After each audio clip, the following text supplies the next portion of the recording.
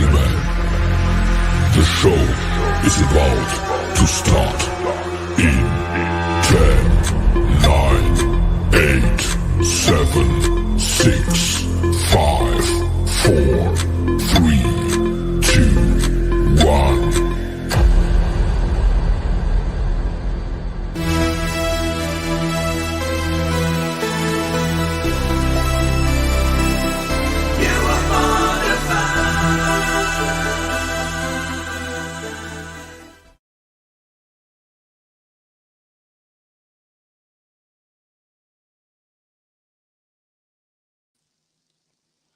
All right, there we are. So testing. We're live. Can anybody hear me? Can you all see me? Let me just check my settings quickly. Looks like we are doing good. So, all right, welcome. Greetings and salutations. As I already see, Professor Macabro here. Welcome, Professor. Gareth will join me tomorrow for another Cynthia Rothrock film, Lady Reporter. Good evening, Gareth. And yeah, I've dropped the link for the full movie if anybody wants to watch along. We are watching, what are we watching? Guardian Angel, or is it Beyond Justice, as it is the title over in Germany, I guess. However, it is Guardian Angel. It's the English title for it, the known title. First comment here by Yam Yam. Welcome, Yam Yam. Says, what's up, Bronson? Hope you're doing well. I'm looking forward to this one. Guardian Angel is my #1 sexy Cynthia Rothrock flick. Closely followed by Undefeatable. Now, yeah, that's actually interesting you point that out. I would probably go with Sworn for Justice as the #1 sexy one, but I can definitely see that because a lot of people seem to think that Sworn for Justice was the first time she was presented as like a very sexy, that was more focused on her looks, looks first than martial arts. But actually, this one also does follow sort of focus a bit on her good looks as well. This one, as we will see. Somewhere right in the opening scene, she's dressed very sexy, and actually in the very opening scene, she is not wearing a bra. She has a see-through thing going on. But anyway, this is a 90-minute action movie from 1994, Guardian Angel. Not too many people in this that I know. There's a good villain in this one, a female villain, played by Lydie Denier. I probably butchered that. It's a French name, but she does a good job as the villain. Anyway, let's add the TV in, shall we? Oop, there we go. And let's switch the layout. So yeah, that's the one I said. So you can still see the TV very tiny right over there. So yeah, welcome everybody. So if you're all ready, I'd say we hit play on this. So yeah, on the count of 3. 1, 2, and 3. There we go. Movie is starting. So again, I dropped the link to the full movie, and I also shared that earlier in the community post. The full movie is not surprisingly on YouTube, because it doesn't surprise me anymore with all these movies being available on YouTube in full length. So yeah, this movie deals with Cynthia Rothrock. First, she's a police officer. The title there on the DVD actually says Beyond Justice. She's a police officer who is about to get married to a partner. So she's starting the film way too happy. It's bound to go wrong. So yeah, not to spoil too much, but obviously her partner or future husband is not going to live through the movie, and then she's going to retire from the force and hire herself out as a bodyguard. But here we are. Here's our introduction to the lovely Cynthia. There she is, looking badass. Let's see. Yeah, I mean, we've not seen Sworn to Justice yet. Oh, it's definitely a recommended one. I think that's also on YouTube, if I'm not mistaken. So, yeah. Oh, he does have the DVD. Okay, that's good. We're looking forward to checking it out, though. Yeah. Oh, you should be excited for that one. Yeah, that's definitely the one where Cynthia is. She shows the most of herself. Let's put it that way. But yeah, the female villain in this one is great. I do admit it's not often that we see Cynthia fighting a female villain. Usually she takes on like Richard Norton or Billy Drago or whoever. Usually it's a tough male that she takes on, which she's more than capable of doing. In this one, yeah, it is a female villain. Let's see. Professor Macabro is saying, my dad recommended to never ever date a woman that could kick your ass. Oh, with Cynthia, I would make an exception. I can see that. I can definitely see that. Absolutely. Even though she would floor us all, but yeah. Even though Cynthia's sexy, I find even sexier she would kick my ass. Yeah, it certainly is a thing, isn't it? Oh, Fran Sanchez. Hey, how you doing, France? I just watched this. Thanks for the link. Decent low budget action. My only issue was the bad punching sound effects. Yeah, they're not that good. They are not that good. But again, yeah, it's a B movie from the mid '90s. You know, we shouldn't expect high art or you know, it's still okay for this movie. The top she's wearing really shows her figure. It sure does. Yeah, it shows her figures, I should say, plural. So yeah, the deal here is, yeah, this movie deals with money, fake money plates, fake money laundering, whatever. So there's a setup here in the park. Cynthia's, of course, working undercover. Yeah, there's about to turn into a bust up, a bust out, whatever you call it. The jeans she wore when everyone thought she was the plumber. Oh yeah,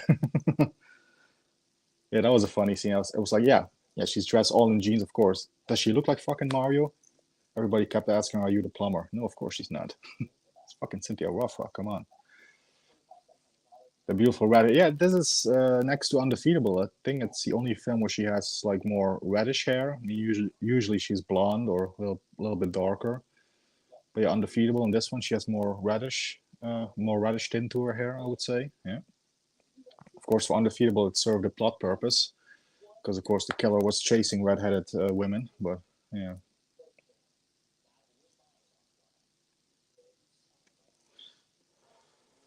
But yeah, this is a decent '90s B movie. I would say it's. I mean, to be fair, towards the end, not to get ahead too much, but towards the end, we have a speedboat chase, helicopters involved. That's pretty expensive for a B movie. So there are there was some money thrown into this one, and I'm not just talking about the fake money, which the plot is centered around. Oh, we have the equalizer himself here, Bob McCall. Good evening, Bob. How's it going, mate? Good to see you here. I believe the female who's Cynthia's partner was also a martial artist, maybe even competed. Not sure though, but Cynthia was an undefeated fighter. Oh, that's for sure. That's for sure. Yeah. There we go. This is everybody knows martial arts in these movies. Turn into a big fight over here. I like how a couple of guys like, let's get the money, let's get the money, let these fools fight amongst themselves. Let's just get the money, and they run away. Yeah, I should point out there wasn't too much trivia on this one. Looked on the IMDb page, there's zero trivia. Over the course of the last 2 days, I went through a couple of interviews with Cynthia on YouTube and such. Could not find her speaking about this movie too much. That's definitely if Gareth Video Tasty is ever lucky enough to get her back on the channel a second time. That's definitely one of the questions I would be putting in. Is, if she has a few anecdotes about this one, because there's no trivia for her, which is very unfortunate. One piece of trivia I could find is on Cynthia's YouTube channel. She has a little sort of interview or reminiscing together with Richard Norton video about their movies. The China O'Brien's, Rage and Honor films and stuff, the Hong Kong films. And she did bring up the fact that Richard Norton was the fight choreographer in this film. And I think she said that came about because they were starting to shoot the film and they had no fight choreographer. So she got Richard Norton in. So Richard Norton is involved with this film. He's responsible for the fights, I guess, along with Cynthia. So yeah, that's the only bit of trivia really I could find. So, and again, that's the source for that is Cynthia's own YouTube channel, in which she has I guess that was a 20-minute sort of conversation between her and Richard Norton. And she also has like an hour long video between them, but the 20-minute version is the one where she brings that up. It was before Face Off with that boat chase. That is true. Very, very true. Which, of course, that was a bit more high budget, but still, I mean, like I said, I can't imagine it's cheap to get a couple of speedboats and a helicopter, going over the ocean. So yeah.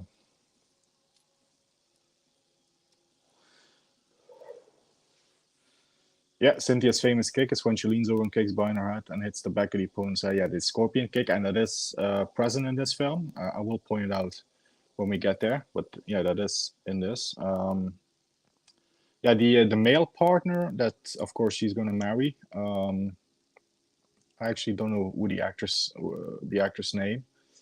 Like I said, most of the actors in here are fairly unknown for me. I looked up who the female villain is because I thought she was quite good. Like I said, Lydie Denier, yeah, something like that. Again, it's a French name. I apologize. I probably butchered that.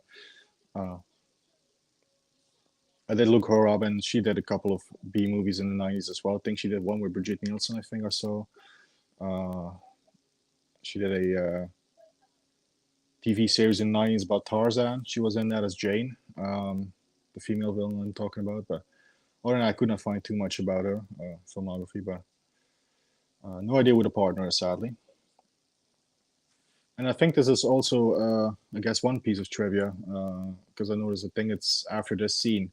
This is one of the few movies where Cynthia drops the F bomb. So Cynthia actually says the F bomb in this film, which she doesn't do too often, but she does it in this one. I think I recently watched another one with her where she did it, but it's not all too often that she drops like heavy profanity. But yeah, she drops an F bomb in this film.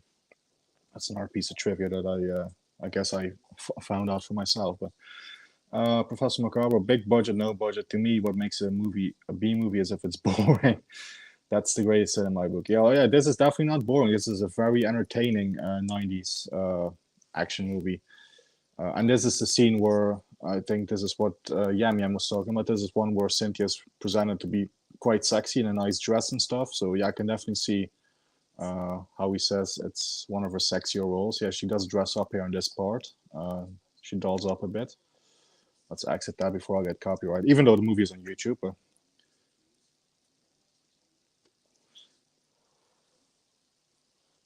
you know, like I said, it's 90 minutes. It's very entertaining. Of course, we're not expecting like Shakespeare or The Godfather with these movies, but for what they are, they're really good. And this might actually be one of my favorites of Cynthia's '90s movies. Outside of her Hong Kong films from the late '80s. Like in the '90s, I love the China O'Brien films. I love Rage and Honor, which coincidentally I just watched right before this. This might come up sometime soon. Rage and Honor with her and Richard Norton. That was a good film. Yeah, this will be up there. Sworn to Justice. I do like that one as well. But this is one of my favorite. This is definitely a sort of more uh, easy to follow film, I guess, because yeah, it's of course it's a very thin plot and stuff, but for guys like me who are fans of the action genre and have watched countless of these action movies and the cheaper action movies with Seagal and Dolph and stuff, it's a great one. And Yam Yam is saying there's an interview I think you would like. It's one where Scott Atkins, yeah, I have seen that on his channel, The Art of Action. Yeah, Scott Atkins interviewing her. Scott Atkins originally from my area. Yeah, it's cool. I do know that he's from the UK, so yeah. I noticed Richard Norton in the credits. Yeah, it makes sense considering how good the fights are. Yeah, he was responsible, like I said, for the fight choreography. So that was Richard Norton's job on this one. I wish he could have gone. Cynthia could have gone him apart as well, because it's always great to see the two of them together. Whether Norton is the villain or the good guy, it's yeah. So yeah, this guy thinks he's about to get laid with Cynthia, but obviously Cynthia's not down with that. So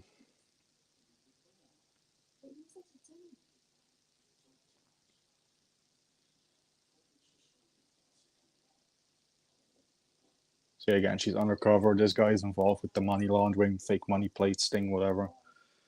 The real plot, I think, kicks off when her partner dies and she hires herself out to be a bodyguard. But this is all just the first act setup.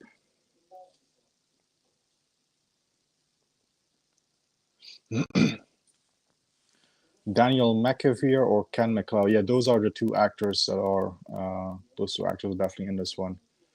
Again, I'm not familiar with both of them, so I don't know which one is which, but they are the two main male leads. Yeah, yeah, there she is indeed. And now she's about to kick some ass. There we go. Look at that. She's dressed in a sexy dress, probably has high heels on, and she can still kick ass. I mean, that's.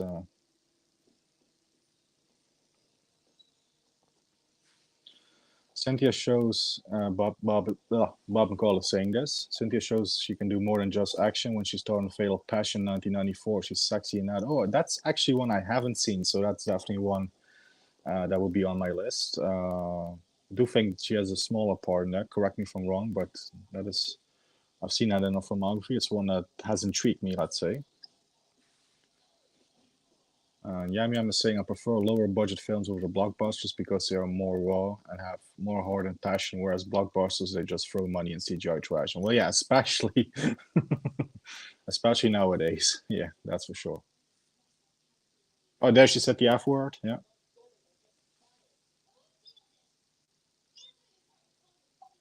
Oh, there it is. Answer me before I blow your fucking head off, is what she said. Yeah, I mean, obviously, I'm a big fan of her, and I am still realistic. She's never going to win an Academy Award or anything, but I think her acting is actually quite decent in these films. Again, we shouldn't expect high level acting from these films, and they're not necessary for these films. But I think she really, I mean, Undefeatable, for example, she's the best thing in that film, acting wise. I mean, she actually gets emotional in a scene or two. She actually emotes properly and stuff. She's definitely the best thespian, I guess, in Undefeatable. Even though I love the over the topness of the villain and stuff, but yeah, I think she's better than people give her credit for. Again, I'm realistic; she's never going to win an Academy Award, but again, these movies don't demand Academy Award winning performances, so it's all good. Let's catch up with the chat again. Where was I? Oh, there we go. How many of Cynthia's movies have Blu-rays? I have the martial law films on Blu-ray. I have Sworn to Justice on Blu-ray. The Tiger Claw films are on Blu-ray, which I still have to get somewhere. I mean, I missed out on the Vinegar Syndrome edition that they put out. It's going for silly money now, but if I can keep an eye on it, if I can get it cheap, I'll definitely pull the trigger on those one day. But they are on YouTube anyway. But yeah, sadly, there's not enough of our movies on Blu-ray. They should make an effort to put more out on Blu-ray because yeah, this one is a DVD that I'm watching. This one doesn't have a Blu-ray release. We are finally getting the China O'Brien films next month, which I'm very, very looking forward to. Very much looking forward to. Mm. I do know this actor here, Robert Miano. I think it's how you pronounce his name. He was Sonny Red in Donnie Brasco, and I think he was also in Today You Die with Steven Seagal, which again isn't a high art film. It's a B movie with Seagal, straight to video film, but he was in that. That's a part I remember him from. He's on tons of stuff. Most notable, I would say, Donnie Brasco. And actually, I did think he was going to be the main villain in this, but turns out he's not the main villain. But it wouldn't have surprised me if he was. So yeah. But yeah, to answer your question, Franz, sadly, not too many of our films are on Blu-ray. The Hong Kong ones are pretty much all on Blu-ray now, because yeah, I will be watching Lady Reporter tomorrow with Gareth, and that's on Blu-ray. So yeah. Cynthia's ex, Ernest and Daniel were lucky guys. We're very lucky dating Cynthia. Lucky kids, yeah, definitely. Hey, Mayan is here. Hey, May. How's it going? Good to see you here in the chat. We're doing good. Hope you're doing good as well. Thanks for joining us. Fatal Passion is Sexy also stars Lisa Cornshaw, who's also hot from 1994. Oh, the same year as this one. Okay. Yeah, it's definitely one I should check out for sure. Ah, yeah, there we go. Yeah, Lady Reporter. Yeah, indeed. It's this one. The Eureka edition. I still have to get the Magic Crystal, which they also put out, which is a Hong Kong film with her and Richard Norton, which is not the greatest film. It's very, very cheap Hong Kong film with a terrible sort of alien or monster thing, from what I remember. Yeah. But the fight scenes are good, and that's why we watch these things. Oh, brought that one up already. Professor says hello to Mayan. Mayan is saying awesome. Yeah, doing good. I'm doing great. Thanks. Yeah, no worries, Mayan. Always a pleasure seeing you in the chat. In my opinion, I see Cynthia Rothrock flicks and fun action flicks. I don't rate her acting, but the martial arts make up for that, of course. And of course, the sexiness, but I love her flicks, yeah, definitely. Like I said, these are sort of more cheaper made action movies. We're not expecting Shakespeare level acting in these films.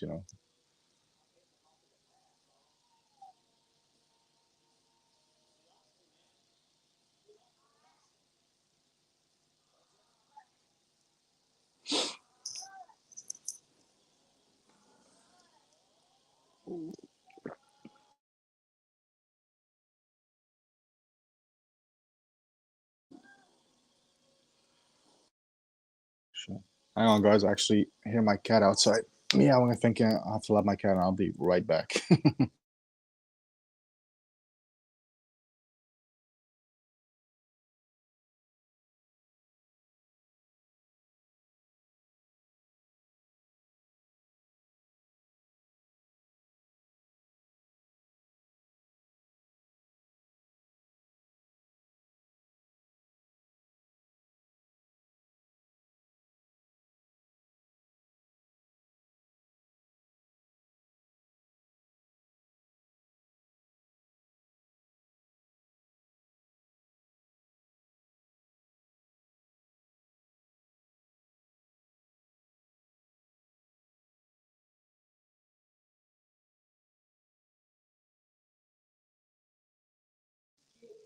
All right, we're back. um, so yeah, we're just out here. We had a car chase and stuff. I think they capture one of the suspects. We're about to get some more action with Cynthia and her partner again, who she is at this point about to marry. But yeah, obviously that's not going to last. This is a action movie. See that? I already read this one. Next up. But yeah, one day we got to watch that Kinjite or whatever it's called, so I can leave my trauma it gave me as a child. Yeah, that's if we revisit Bronson Month, we'll do that. that that's definitely what we should do. I think 88 films will release almost all of Flex, but 88 films are my favorite people at the moment. They were very, very rude. We'll send you a message what I received from them later. Oh, okay. Well, yeah, okay. Yeah, no worries, Yanga. I'll see that pop up later then. Actually, do I have any of the 88 films? Oh, yeah, Righting Wrongs. That was put out by 88 Films. That's the one I have. Oh, there you put a car over Sin. Car?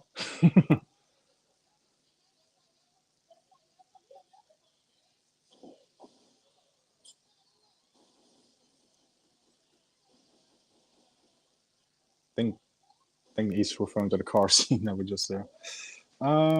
Let's see. Pop quiz hot shots. At their height, who wins a martial arts fight between Cynthia Rothrock versus Michelle Yeoh?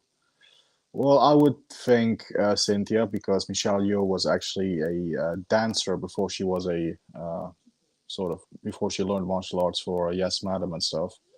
Whereas Cynthia has more black belts than I have underwear, I think. So, yeah, I would give it to Cynthia. Oh, Gareth has corrected. He meant the cat. Yeah, come here, you. Let's show him. Come here, you. You made me walk away from the movie. Come here, you. This is the culprit. I just heard him sort of meowing very loudly outside the window, which I'm right next to. So yeah, this guy made me walk away for a few minutes. Yeah, go ahead. Go cough up a fur ball. Irresistible Force with Cynthia and Stacy Keach was a pilot for a show, but it didn't happen, so just a standalone TV movie. Yes, and that is also on YouTube, I should point out, shockingly. And yeah, it's actually pretty decent with her and Stacy Keach. It's pretty decent.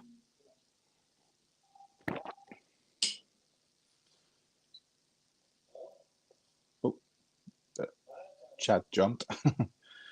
Have you seen Sci Fighters? Actually, awful, very bad. But I'm keeping it because Cynthia's in it. Yeah, that's with Dawn the Dragon Wilson, isn't it? I have heard of it. I've heard it's pretty bad, but it is one I still have to get for my collection. Yeah, Mayana Garth saying hello. Michelle Yeoh seems really full of herself. Yeah, it could be. I haven't seen too much of her, outside of her movies. I don't know what she's like off screen too much. I do know that she won the Oscar, and indeed, yeah, a few years ago, like last year, along with her Oscar win, Sandra Oscar, along with Jamie Lee Curtis. Yeah, yeah, Jamie Lee Curtis. I think she does seem a bit full of herself nowadays, doesn't she? If Cynthia was the age she was in this, if she was that age now, doing the stuff she does. Oh, okay, yeah, I get it. I think she'd be huge. All she'd have to do is focus more on getting better at acting, but she'd be big. Yeah, yeah, it's a crime that Hollywood hasn't recognized her the way that she deserves to be. That's for sure. Her not being in any of the Expendables movies still pisses me off. Don't even get me started because yeah, Expendables 4, they got fucking Megan Fox for that one. Eye candy. That's all she is.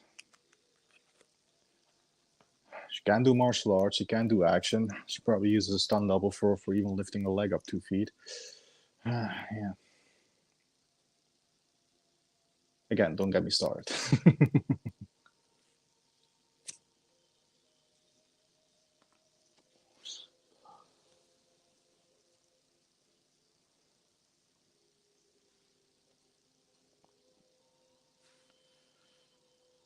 Didn't know she was a dancer. Always assumed she was into martial arts after seeing her in a few Jackie Chan flicks. Yeah, yeah, but before she got into movies, I think along with Cynthia, one of her first movies was Yes, Madam, 1985. I think maybe Michelle did a movie before that. But yeah, that's when she started to get into those action movies. That's when she sort of, from what I understand anyway, that's where she learned martial arts, sort of along the way, instead of being a martial artist first and then going into movies, like Cynthia, for example, or Chuck Norris, or yeah, or allegedly Steven Seagal.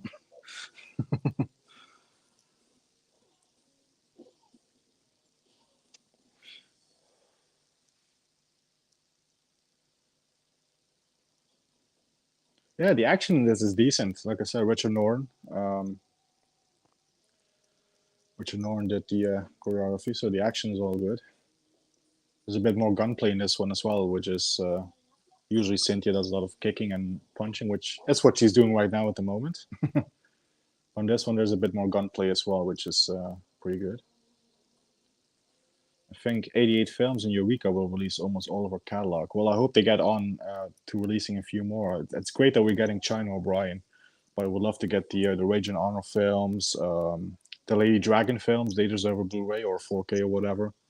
Because I was actually watching the Lady Dragon films last week. They're really good.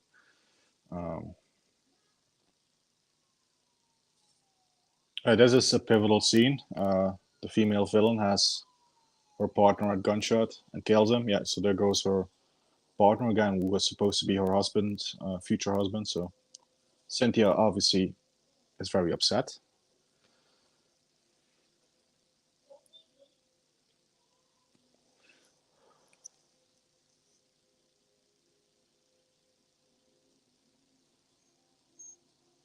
But yeah, no, they definitely have to get on to releasing a few more of her films. I don't even think Fox works as eye candy nowadays. Too fake looking. Well, yeah, that'll be my issue with it. So surrounded by ladies, I see looking good. Oh yeah, yeah, Cynthia. So Expendables went from Ronda Rousey to Megan Fox. Yeah, exactly. That checks out to no one. Yeah, Ronda Rousey at least was a fucking legit, fighter and stuff. I mean, she would kick anybody's ass as well. But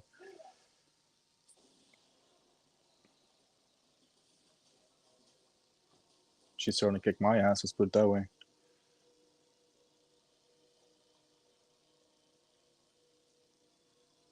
And actually, surprisingly, as bad as Expendables 3 was, I mean, it wasn't the greatest, let's be honest. But Ronda Rousey for me was a highlight in that film. Especially of the new cast they were going for in that film, the New Blood. She was the best one out of the new group for me. Well, I did also like the addition of Antonio Banderas, but he wasn't really New Blood, was he? He was, yeah.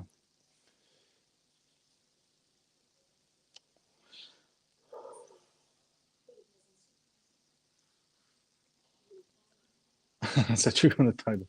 Surprised she was never in the Expendables, and I cannot stand Megan Fox or Jamie Lee Curtis. Yeah. The China O'Brien films are what I'm most familiar with. Watched them a lot as a kid. Amazed that they're only now getting a proper release. Yeah, yeah. Like I said, I have the German DVDs of them still. I have pre-ordered the 4K release for next month. But yeah, you could only get them on DVD, and not even worldwide. I think Germany had them on DVD. You might be able to get them on DVD in the UK as well. Uh, could be wrong. But I think there was, at least for the first one, I think there was a DVD release in the UK at one point.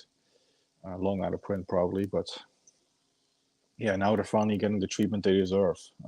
Yeah, special features and everything. I'm really looking forward to that release coming out.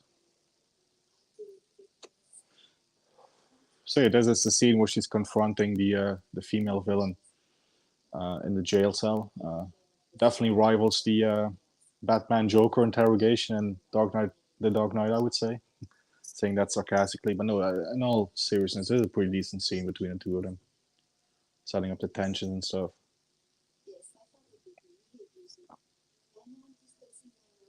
Basically, the female villain is a villain because she hates men, and that's why she kills men. It's again a very thin explanation, but yeah, she had daddy issues and so on, and that's why she hates men. Here comes the cat again.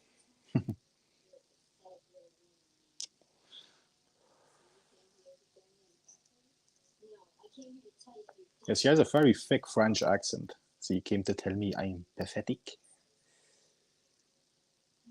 I don't know if it's put on or if she's actually French. I think she's French because her name definitely sounds French, but yeah.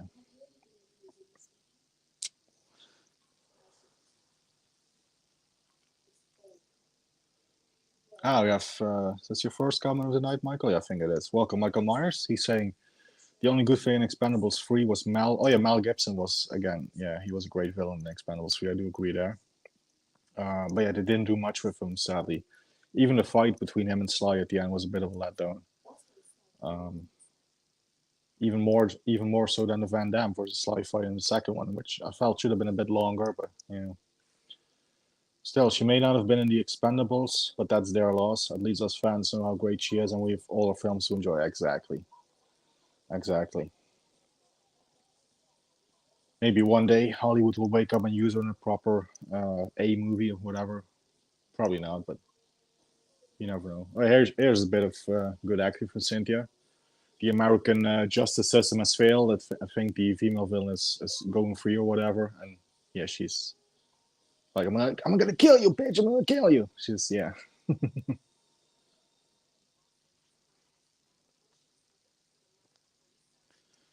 Friends are saying I used to love Jamie Lee Curtis, but she irritates the piss out of me nowadays. Yeah.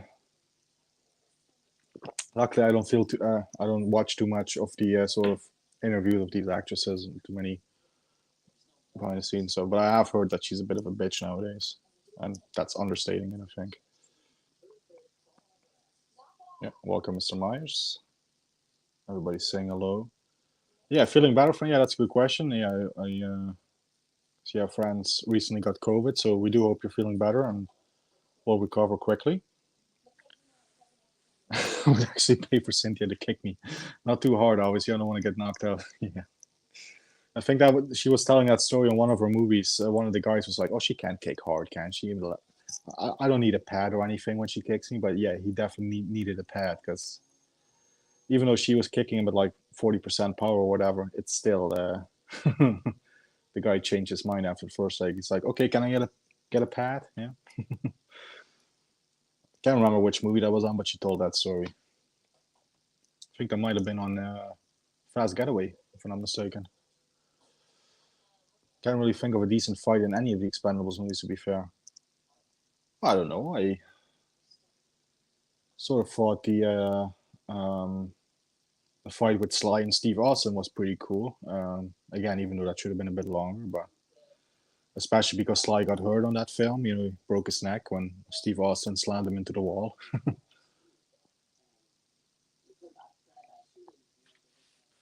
Not 100%, but getting okay. That's good to hear, friends. Hope you will be back to 100% soon.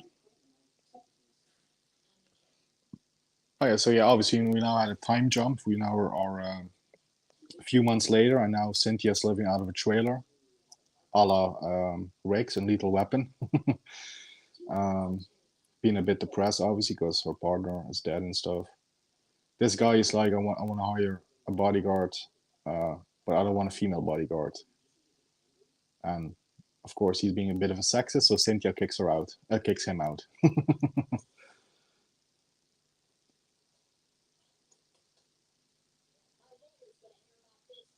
Yeah, we won't have any sexism when Cynthia's around.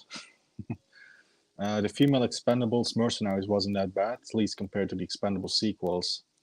Yeah, actually, it was okay for what it was. Again, a cheaper production, but yeah, I thought it was okay. I mean, it had a pretty decent lineup of female actresses in that one. I mean, what's her name? Vivica Fox. Brigitte was in there. Brigitte Nielsen, Gita. Zoe Bell. I do love Zoe Bell. She's kick ass. And Christina Loken from Terminator 3. The best part about Terminator 3, maybe, I would say. And of course, Cynthia. Yeah. Forgot about the Sly versus Austin fight. It seems so long ago now. I think that's the one where Sly got hurt. Yeah, definitely. Like I said, I think he broke his neck on that one, and he had a sort of metal plate in his neck. I think he still has a few things in there from the surgery and stuff. A little bit of metal or titanium, whatever it is, they put in. The top she was wearing when she pushed the villain down the steps was an interesting thing for a cop to be wearing while on the job. Yeah, it is a pretty decent action scene here. Dual wielding Berettas, yeah, a bit of the John Woo influence here. Dual wielding pistols. Helicopters again. I think they spent a pretty amount of money in this. Otherwise, they couldn't afford helicopters and speedboats and stuff.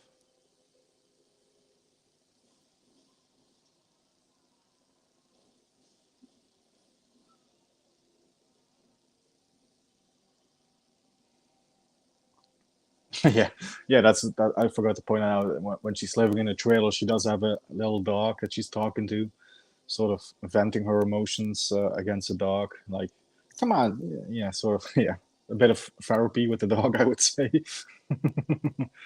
But anyway, Franz is saying about that the subplot was a bit odd. That she leave it in a trailer to fend for itself while she wasn't a millionaire. So yeah, that is, I would say, a bit of a plot hole, maybe. Yeah. Again, it's an action movie. Usually, these movies have plot holes like fucking Swiss cheese. Yeah, thank you, man. I do appreciate that. Yeah, hit the like, everybody. Otherwise, we'll have to perform a scorpion kick. Sadly, I'll call in Cynthia. She can do a scorpion kick. I wish I could call her in, but unfortunately, I don't have that power. Maybe Gareth can.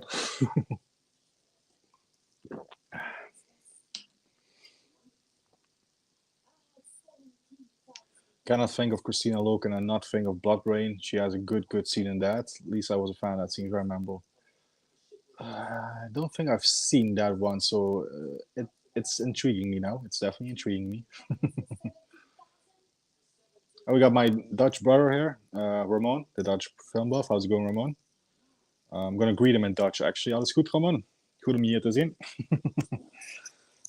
Basically, what I just said is good to see you, Ramon. So don't want anybody to feel left out. Yeah, everybody's saying hello. Next time Cynthia does a film and needs funding, I'll put a few quid on and get my name in the credits. Would be awesome. Watch out for the credits on Black Creek. That's all I'm saying, because you might see this guy's name.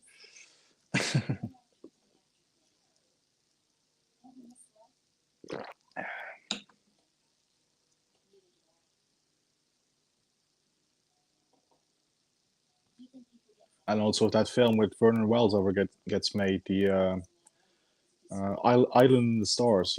Gareth had Vernon Wells and the director of that film on. I also back that. I probably will get my credit on that film as well if it gets made.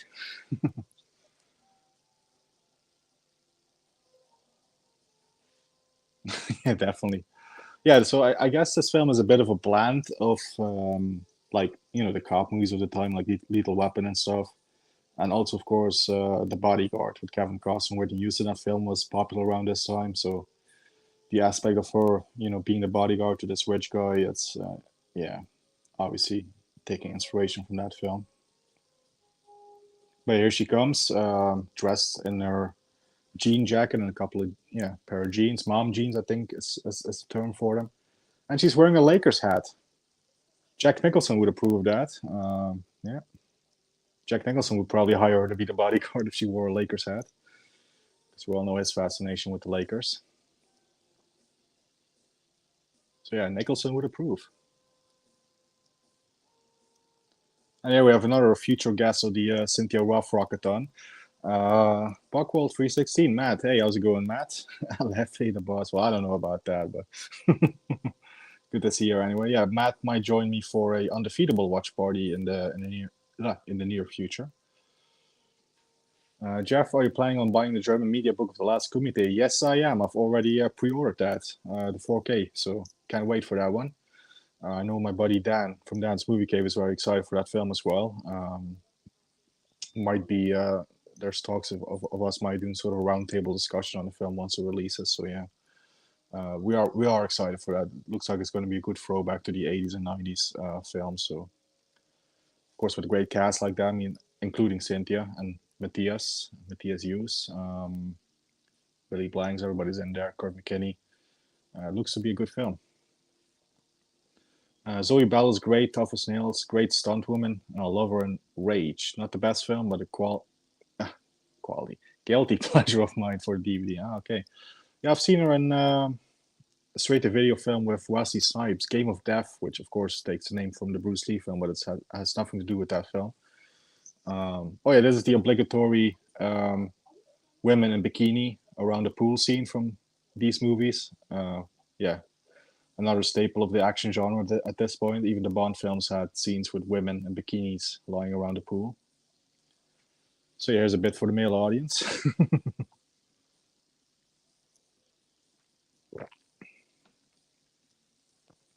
But yeah, Game of Death with Zoe Bell. I thought that was a good one. And of course, the things that she does with Tarantino is fantastic. Death Proof. I mean, she's amazing in Death Proof. Um, yeah, this is a great group. Yeah, it's an amazing gang here in the chat. You're all the 101 Bronson gang. I'd rather this than The Bodyguard. I love Carson, but never liked that film. Oh, well, to each their own. I mean, I've seen it a few times. I do like it. It's not probably not a Costner favorite of mine, but I do like it nonetheless. That's for sure. As the mom jeans going on the field too, yeah, definitely. I think she's known for the mom jeans. We'll be wearing mom jeans for the watch party. Definitely do that, and you'll have to practice your scorpion kick because we are going to give you a solo layout so you can perform it. So get practicing, Matt. Yeah, I would say. So yeah, we were introduced to the rich guy who was going to hire her to be the bodyguard because his former love interest was the female villain from the film. Of course, she's batshit crazy and stuff, so he needs protection because she said, "I'm going to kill you once I get out." So it comes full circle because, of course, Cynthia has history with the villain as well. So yeah, that's the setup for the plot, basically.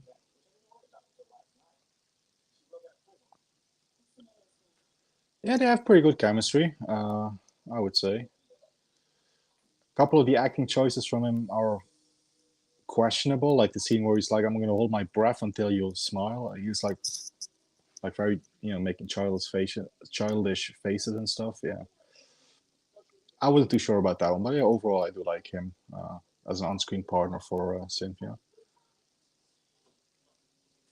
I will buy it too. It almost I almost never blind buy, but I think this is for a good cause. Yeah, definitely. Yeah, like I said, I'm excited for this. For the last Kumite, it looks to be like a really good throwback to the 80s and 90s. So um, yeah, they didn't have too much of a budget, so I can't imagine they're using too much CGI and stuff. I imagine the fighting will be real and stuff, so it's going to be a good throwback, I'm sure. I make a point of always wearing mom jeans.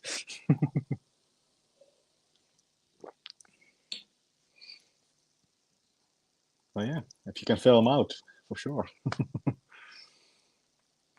Yeah, everybody saying hello. It's the best way, more comfy. Yeah, well, I'm wearing pretty tight jeans at the moment. I can't do much kicking and stuff, but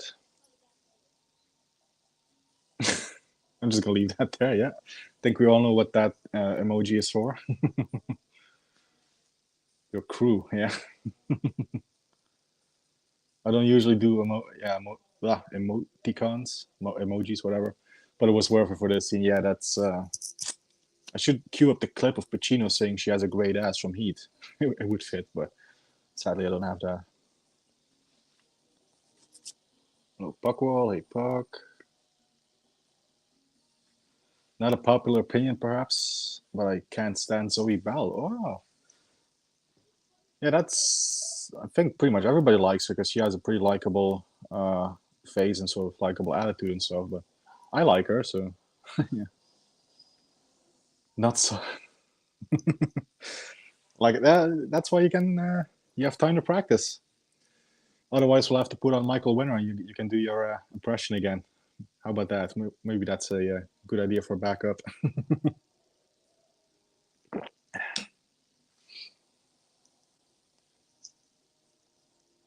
I was going to back Black Creek, the Western with Cynthia, but my car playing up at the time, which was annoying. Yeah, I had that when I backed those films as well. I mean, I have a virtual credit card, I don't have a physical credit card.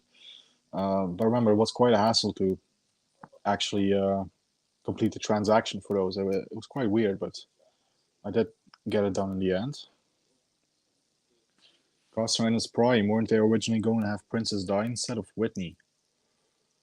That's a good point. I do not know about that. So yeah, maybe somebody else in the chat would know that. And sadly, I don't have access to my devices at the moment to look it up. But yeah, I thought the panic attack his brother had when they visited him in the mental hospital was questionable.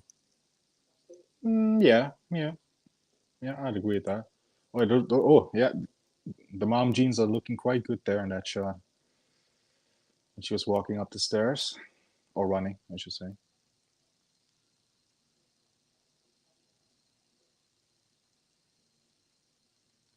And she's still wearing the Lakers hat as well.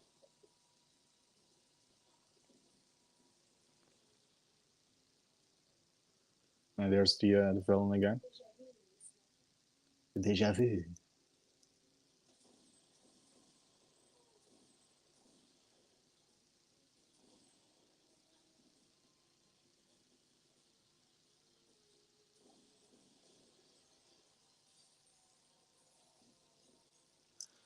I must say that was a pretty good stunt double, better than undefeatable. When she is flying out the window there, actually looked enough like her. Pretty sure it was a stunt double though. But Game of Death was great and great fight scenes with Gary Daniels and Wesley. Zoe Bell is another underrated actress. Deserves more limelight like Cynthia, and Zoe Bell is hot too. Yeah, she has something going. Yeah. Zoe Bell has grown on me somewhere. I don't think she comes across well in Death Proof, but I liked her in Hateful Eight. Yeah, she was really likable in Hateful Eight. I mean, spoilers, when she gets killed off, it's it's pretty sad. The All Girls Expendables is on YouTube. Isn't Brigitte Nielsen in it too? Yes, she is. Gita is in it. Gita. Can anyone do a Cynthia impression? Maybe the posh English dub from Yes Madam. Well, I can, but if somebody can, I would love to have him on as a guest. She's a great stunt woman, but that's it. Well, fair enough. Fair enough.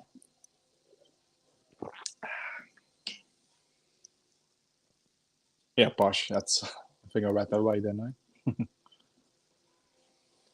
Fair to not like a certain celebrity. I, for example, can't stand Jennifer Lopez.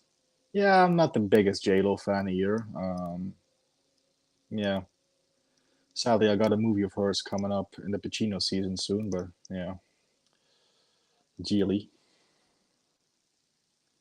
I do a fabulous scorpion kick. We'll get you to do it then. You can be the body. Yeah, there you go. You can be the body double.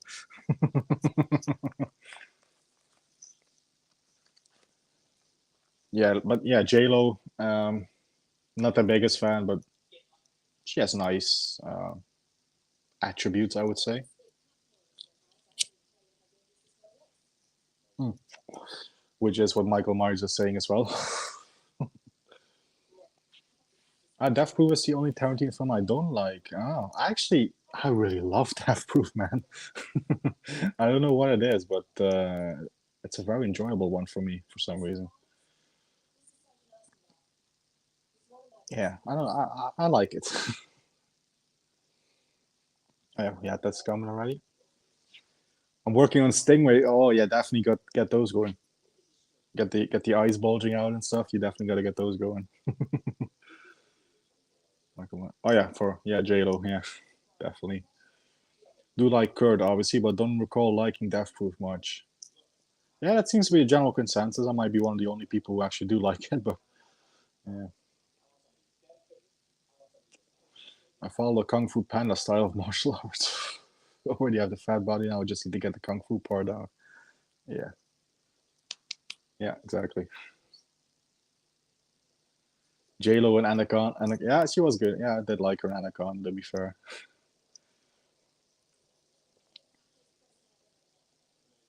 yeah.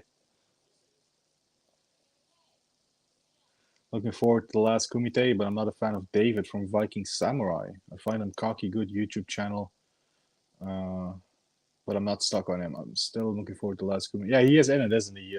Actually, as an acting in an acting role. Yeah, we shall see. You never know. He might surprise you. So yeah, I do like his interviews on his channel and stuff, but I feel I'll be better as a Samuel Hung double. Well, if you can do the scorpion kick, you can definitely be Matt's. Out of sight, yeah, that's also I think based on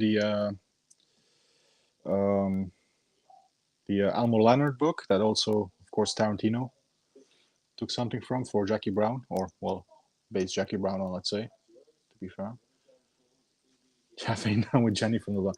Yeah, I'm not the biggest fan. I mean, it's not like I hate her or don't like her or whatever, but yeah, not the biggest fan, let's say. A few of her songs I like, to be honest, but yeah. J Lo in the booty music video. First, I saw it. I watched it right after it ended, and then watched it again. Oh, yeah, U-Turn. Yeah, J Lo is pretty good in that one. That is true. Yeah, she has done good films, but yeah. Samuel from Winners and Sinners also. Yeah, she was also in a. He was also in a film with Cynthia, wasn't he? Was it Millionaires Express or Shanghai Express? We have Ramon in the chat. He knows more about the Hong Kong films. I'm sure he will correct me if I'm wrong. Ramon is more of a Hong Kong film expert than me, so. Oh yeah, I have seen Money Train. Yeah, that's it. I do like Money Train. That might be my favorite with her in it. With Wesley and Woody Harrelson. I got that film on Blu-ray. That's actually a pretty underrated one. I've always liked Money Train. Yeah, U-Turn. Out of Sight is still probably a best film, though The Cell is underrated. I haven't seen The Cell, so that would be one I'd have to give a watch. Yeah, The Cell visually is a great call, friends. Okay, and definitely add it to my list then. I've got The Cell, never watched it. True story, saw The Cell in a totally empty cinema on a Friday morning. Great though, eerie experience. Well, the only empty cinema that I had was for Jack and Jill back in 2010, 2011. Yeah, sadly, I did went to see that film in cinema. Yeah, I was all alone. should have told me something. Stingray should have got his own franchise. Yeah, Stingray was awesome, awesome bad guy with his fucking perm mullet and red red hairspray highlights, and yeah. And of course, let's not forget the awesome facial expression and the constant flexing. Yeah, can't wait till we do Undefeatable. That's a great one for all of its cheesiness and silliness. I love it. Oh yeah, this scene. This is we get some male genitalia violence, let's say, because she's about to light up his crotch area. Flaming balls. A few years ago, Don the Dragon Wilson was going to come out of retirement to fight the actor who plays Tong Po from Kickboxer, Michelle Quissy. Yeah, it's on Samurai's channel, but not heard anything since. Isn't Don the Dragon Wilson in Cynthia's film? I think he is out of retirement. Oh, for competition, you mean? Okay, no, I get it. Yeah, I was gonna say he never retired from films, did he? But yeah, competition, I get it. Yeah. I think yeah, wasn't Van Damme at one point supposed to come out of fighting retirement and do a kickboxing fight or whatever, but that never happened as well. Oh yeah, here we go. Gotta highlight this one. Yeah, she literally sets his dick on fire. Pretty cool effect. Again, I think they spent some money on this film because otherwise they couldn't afford stuff like that. And like I said, the speedboat and helicopters and stuff.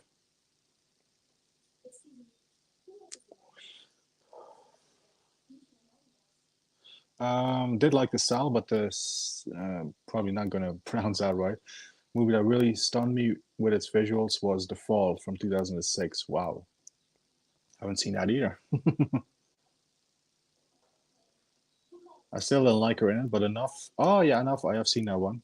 That was a pretty decent revenge flick, um, from what I remember. It's been a while. Remember watching Sly's Bullet to the Head with the other half. Aside from us, nobody else in there. Oh, in the cinema, yeah. I do actually like Bullet to the Head. Actually, it's not the greatest film, but it is one that I have always enjoyed. There's something about Renee Zellweger I can't stand. Yeah, I can see that. It's fair enough.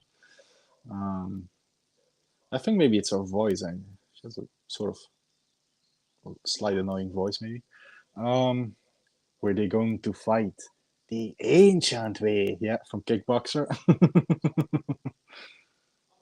Love that guy in Kickboxer. You must let Tong Po punish you all the rounds. Oh yeah, here's the guy saying, I'm gonna hold my breath until you smile. And Cynthia being stone faced, like, what the hell are you doing, dude? This guy just, yeah, making faces, holding his breath. I would also say this maybe is a little Batman-esque, because obviously he's a rich millionaire. He's got a butler, Alfred 2.0. His parents are dead, so yeah, maybe a little Bruce Wayne thing going on here.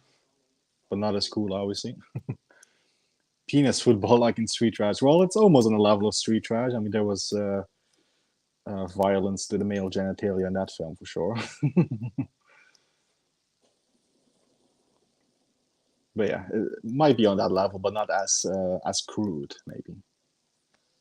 Goodness gracious, great balls of fire. Balls of fire. Fireball. There we go. It's called a fire crotch. That's a pretty cool scene, though. Kudos to the actor that pulled that off. Yeah, competition, because Don Wilson and Michael Queasy agreed to fight, and it's all gone quiet. Unless they change their mind, because they're getting older, risking more serious injuries. Yeah, it could be a factor, for sure. Yeah, that was a good one. Fire crotch. Vincent, I can never pronounce his name, the North Frio. Gonna leave it at that. I'm probably not gonna better that. Goes all out playing Psycho in the Cell. He deserves more credit for that. Well, he was all out Psycho in Full Metal Jacket as well, wasn't he? In this last scene, especially. Street Trash, Dick Football scene was epic. Yeah, well, you say that, but it still doesn't improve the movie. Find Renee Zellweger sexy and me, myself, and Irene. That's with Jim Carrey, isn't it? It's not one I've seen, but I am familiar with it. Or was that? Am I thinking of some other movie? Anyway, correct me if I'm wrong, as always.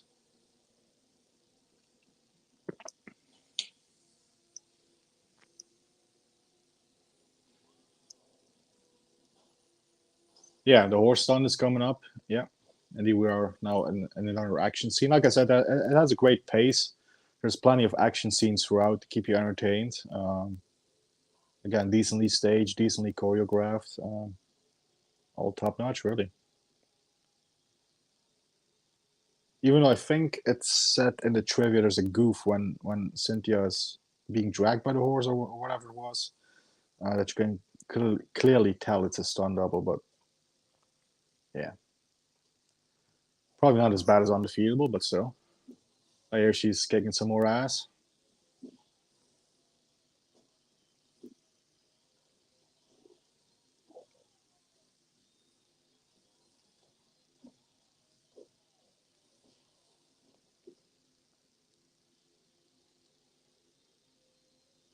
I do love her fight scenes.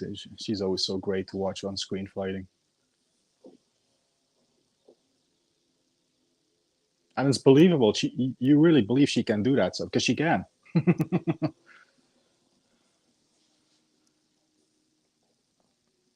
Oh wait, I think I skipped a few. There we go. Saw Bullet Head in the cinema same day as The Last Stand. Cool double. Oh yeah, they came out around the same time, didn't they? Yeah. Miley, good. Fuck yeah. Tongpo. Michael Myers. I couldn't even believe I'd forgot until Dave reminded me. Oh yeah, street trash scene. Renee was cute in an early movie called Love and a 45. Don't think I've seen that one either. I have heard of it. It's a familiar title, but I haven't seen it. Yeah. And then, yeah, the horse stunt. Leonard talks to his rifle. Yeah, exactly. Full Metal Jacket.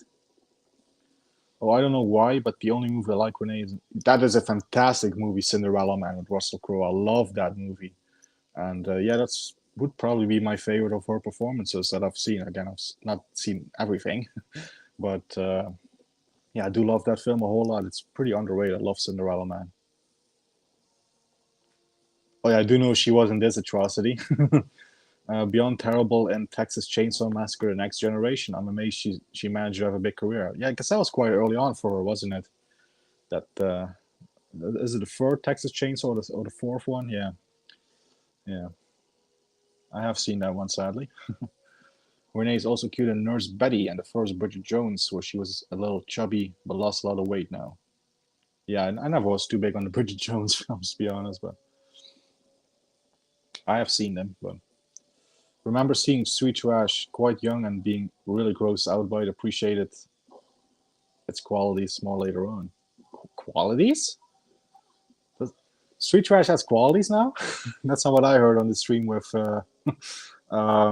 Matt and Dave and oh, Welch joined for that one.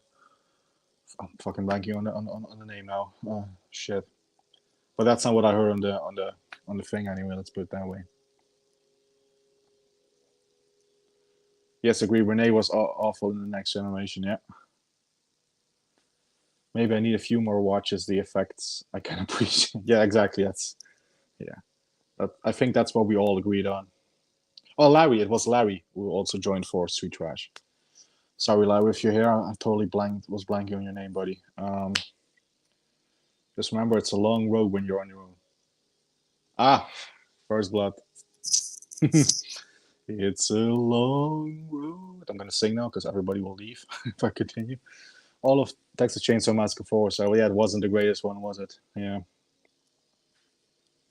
I'm waiting for my copy of Street Trash to arrive. The hype is real. Oh yeah, and Ramona agrees. Yeah, she won 2 Academy Awards, and yeah, obviously this is in regards to the Texas Chainsaw one. She won 2 Academy Awards, didn't get that. Yeah. Who saw that coming when she was in Texas Chainsaw?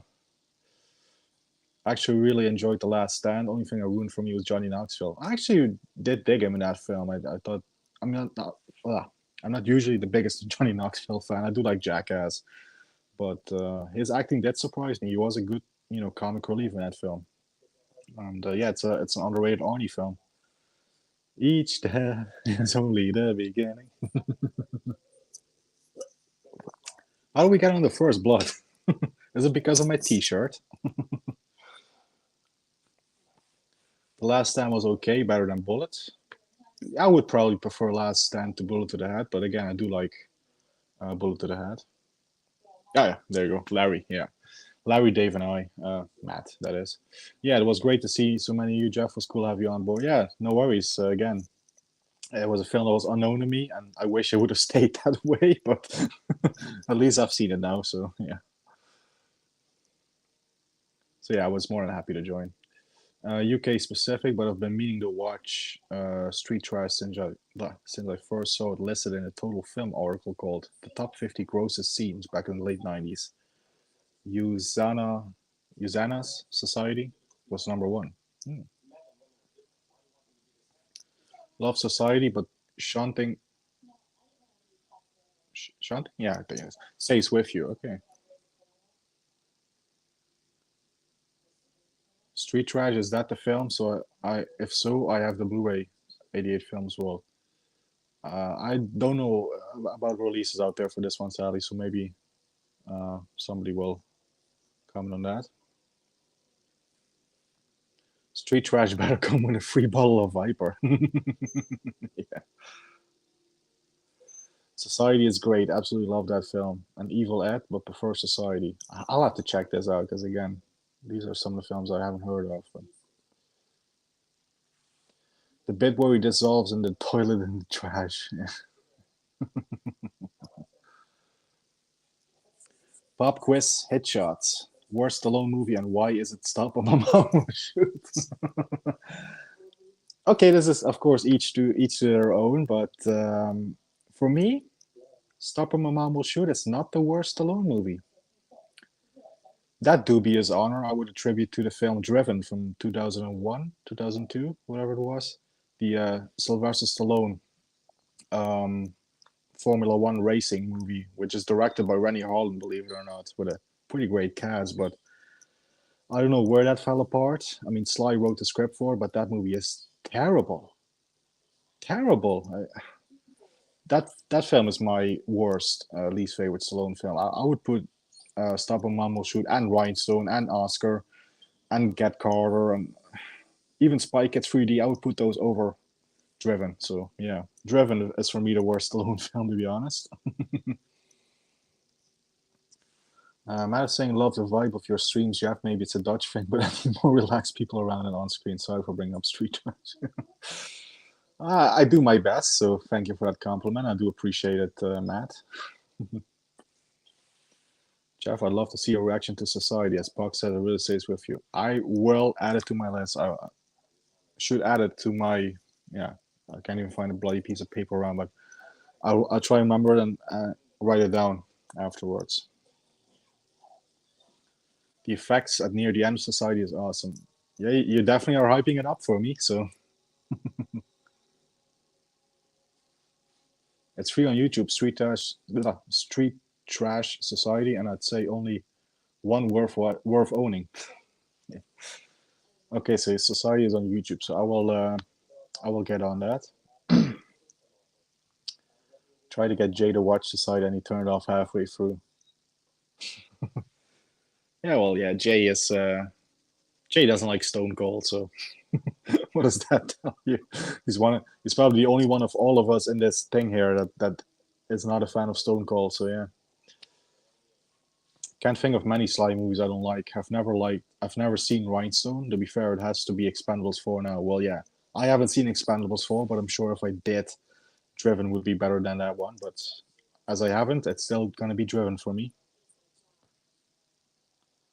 But yeah, Rhinestone, I've always loved. I've always had a huge soft spot for Rhinestone. I've always loved Rhinestone. I can sing you the entire soundtrack, but it's probably better that I don't. Stop and My Mom Will Shoot, actually pretty fun. Estelle Getty is hilarious in that. I have the DVD. I may upgrade to the Blu-ray, as there's an offer on Amazon 2 for 15 quid. I have the DVD, and I know Germany has a Blu-ray of it. But it is one I haven't upgraded because, again, it's not my favorite Stallone film. It's not my least favorite by any means, but I think I'm satisfied enough with the DVD of Stop and My Mom Will Shoot. I do have Rhinestone on Blu-ray though, because again, I do love that film more than I should probably. And Franz is saying, I used to hate Stallone's Get Carter remake, but the last time I watched it, I thought it was fine. I've always liked it, and again, I still have to watch the original British Get Carter with Michael Caine. I've only seen the Stallone version, and I do like the Stallone version. And everybody keeps telling me, watch the original, watch the original. And I'm like, yeah, I'm gonna get on it. And it's one of those things like I know I have to do it, but for some reason, it sort of passes by me. I never get around to it, but as I do believe it is on Amazon Germany for €10, I think, on Blu-ray. I will get the Blu-ray maybe next month and finally get to it. Make a long story short, I will get to it. Yeah. Other half didn't like crap. What's wrong with me? Didn't like Street Trash or Cannibal Holocaust when I showed her it. Can't imagine why. Well, yeah, Cannibal Holocaust is one of those films that just pros everybody up, doesn't it? Yeah, can't imagine why. That's another film I wouldn't be in a hurry to rewatch. I give Rhinestone a pass because Stallone genuinely looks like he's having fun and he gave the world Frankenstein. Okay, well now that you sort of twisted my arm a little bit. But why do you create a monster and you call him Frankenstein? Okay, that's all the singing you're gonna get for this one, and I do apologize. You might have to get a hearing checkup after this, but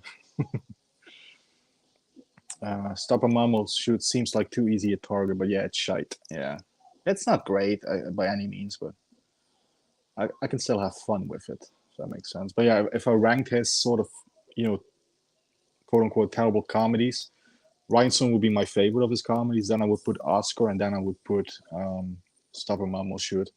So of those three of that little group, Stop a Mammal Shoot is my least favorite. But if you end up liking Street Trash, you may end up liking Body Melt. Yeah, well, like I said, I like the effects in Street Trash. They were good, but oh crap, we missed our Scorpion Kick. Our Scorpion Kick was in that scene there with the bikers, not bikers, in the bar with the rednecks, I guess, because this guy's wearing a cowboy hat and a wife beater. He's incredible in Copland, especially the improvised scene with De Niro. Not really a hot take, as I imagine most like it. Yeah, I love Copland. And De Niro was fantastic in that film. Yeah. You had your chance to be a cop, but you blew it! You blew it! I like, it's a little subtle thing that De Niro does in that scene. It's like he's really sort of trying to show Stallone, like, look at me, I'm a great actor, like, sort of showing off, but it's when he says, I can't help you out. My hands are tied now. My hands are tied now. You shot me down. When he sort of does that movement when he says, my hands are tied now. I love that little detail of De Niro in that scene. My hands are tied now. Shot me down.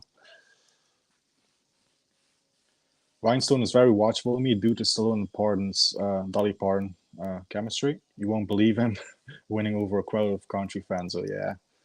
Again, I didn't mind his singing. He does a better job than me, but I quite like Staying Alive. Don't know if it counts as a Sly movie. Well, he directed it, so I would say it counts. It's a film directed by Stallone. It's an okay one. It's definitely not as good as Saturday Night Fever, but underrated how good he is. Yeah, he's fantastic. He's excellent in Rocky Balboa. That's the sixth Rocky film. Yeah. And probably my second favorite Rocky film, besides after the original. Staying Alive, Rocky with dancing. What's not to love? Exactly. Don't remember getting into Paradise Alley much. Yeah, it's a film I've only seen 3 times. First time was like, if that makes sense. The second time I really didn't get into it as well, but the third time I actually watched again a couple of months ago. And now on my recent watch, I actually ended up quite liking and enjoying, and I guess, more understanding of Paradise Alley. I do really like Paradise Alley now, so yeah. Michael Caine Get Carter is great. It's so savage and bleak. Yeah, it's definitely one I have to give a watch pretty soon. We got Sean here, Sean, Alan, Ian. Yeah, how you doing, Sean? Regular Video Tasties viewer. Welcome to my chat. Welcome to the 101 Bronson gang. Rhinestone is basically My Fair Lady with Stallone replacing Audrey Hepburn. And instead of a lady, Stallone turns into a country singer. Interesting, but guess you can look at it like that. Right, here's the scene Franz was talking about earlier with Robert Miano as the brother. Again, Sonny Red from Donnie Brasco, that's where I know him as. Sort of having a bit of a breakdown when Cynthia mentions the name of the female villain. A little questionable acting. I like most of the Rocky franchise. My order goes most. You should like all of them. Rocky 3, Rocky 4, Rocky 5, Rocky 1, Rocky 2. But I think Rocky Balboa, the sixth installment, is awful. Ooh, hot take. That's a hot take right there. But has some great motivational speeches in it. Are you referring to, it ain't about how hard you hit. It's about how hard you can get hit and keep moving forward. How much you can take and keep moving forward. That's how winning is done. Yeah, I've got that speech memorized, so that's how much I love it. Yeah, Rocky Balboa is my saga. I think I've ranked the Rocky films on the stream that I did with Dan and Carlos last year. But Rocky 1 is my favorite. Then it's either Rocky Balboa or Rocky 2. Rocky 5 was my first, so I've never really hated Rocky 5, so that would probably be next. And then I would go Rocky 3 and 4. Those are the most entertaining films, but the drama is missing from those, if that makes sense. Like Rocky 1, 2, even 5, and definitely Balboa, they're more drama centered. And of course, Rocky 3 and 4, they're more 80s popcorn entertainment, if that makes sense. Still great. I still freaking love them. You know, Rocky 4 is probably my most watched of them because it's the most entertaining. But that doesn't mean it's the greatest one for me. Although I get why people would say that, but for me, it's all about the story and with the Rocky films. That's definitely more than Rocky 1, 2, and 5 and Balboa. Sean is saying I need to get my hands on the movie collection of Cynthia Rothrock. Yeah, there's some great ones coming out next month. China O'Brien, which are China O'Brien 1 and 2, I should add, both of them. Some of the more famous movies. They're coming out next month in the UK on Blu-ray and 4K. What was Backtrace? I've heard that one is terrible. Yeah, I've seen that once on I think it was on Amazon Prime or whatever. Yeah, not the greatest one. Probably put that in the category of his cruddy, straight to video films, along with the Escape Plan 2 and Escape Plan 3. It's like on that level. It really isn't good.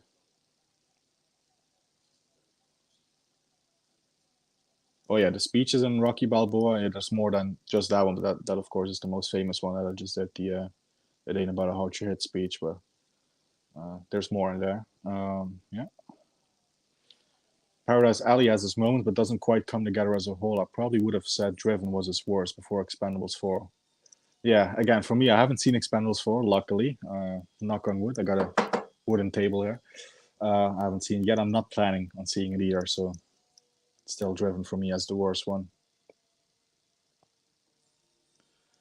Or the pointless Escape Plan sequels. Yeah, exactly. There you go. I actually ordered a copy of Body Melt to go with Street Trash. What the hell is wrong with me? Need to watch Guardian Angel properly. I'm guessing it's on YouTube. Yes, it is. And I have shared it earlier on in the chat here. If I can scroll back that far. Yeah, if you scroll all the way up, I have left the link to the film on YouTube, but it is on here. Crap, where was I now? Wait. Oh, yeah, this was the comment I was at. But yeah, it is on YouTube in full, and as are quite a few of Cynthia's films, I should point out. Undefeatable is, on YouTube in full. Lady Dragon 1 and 2 are there. A couple others. But yeah, this one is definitely on YouTube. And for my American friends, I should point out you can also watch this film, I think, on Tubi. You got it on Tubi as well. Which, thanks to me having a VPN, I can also enjoy Tubi. So this is in regards to Guardian Angel. So yeah, there you go. I like the first Escape Plan, yeah, but the second Escape Plan was terrible.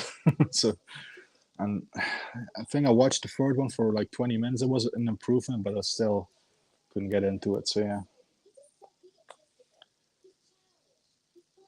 Oh, yeah, here she's talking to the dog again.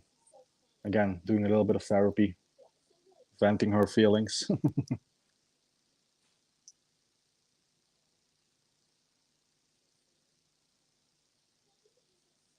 I think I saw one review of this film.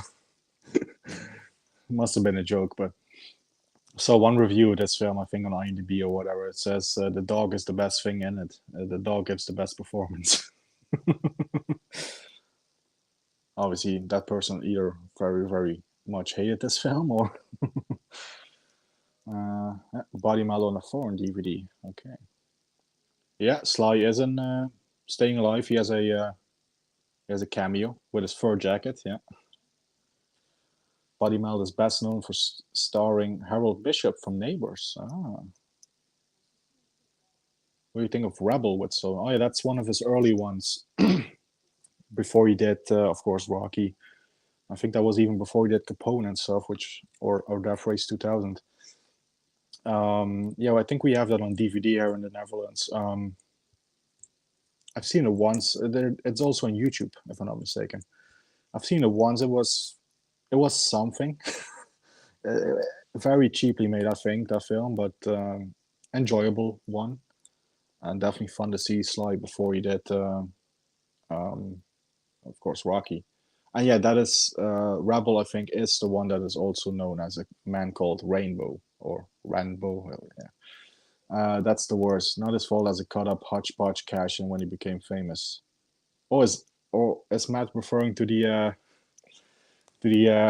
first film that Sly did, which of course they re-released once he was famous as well? Could be that one. Let me know which one you're referring to there. Is it the one that has a X rating? I'm not a big Michael Caine fan, but Harry Brown is absolutely. This is British slang. I've been told this word Boston. Is that how you pronounce it? Hope I pronounced it right. I got a predominantly British chat here, so don't want to offend anybody. Such a great English filler. Okay, I have seen Harry Brown actually. That was decent. Just remember Judge Dredd. Ah, come on, Judge Dredd is awesome. I am the law. I freaking love his Judge Dredd movie. I get why people don't like it, and I get why people prefer the Carl Urban one, which, to be fair, is a decent film in its own right. Um, but yeah, Stallone is it's Judge Dredd for me. I love that film so much. I even tolerate Schneider in it, so there you go. I'm not a big Rob Schneider fan, but I tolerate him in that. So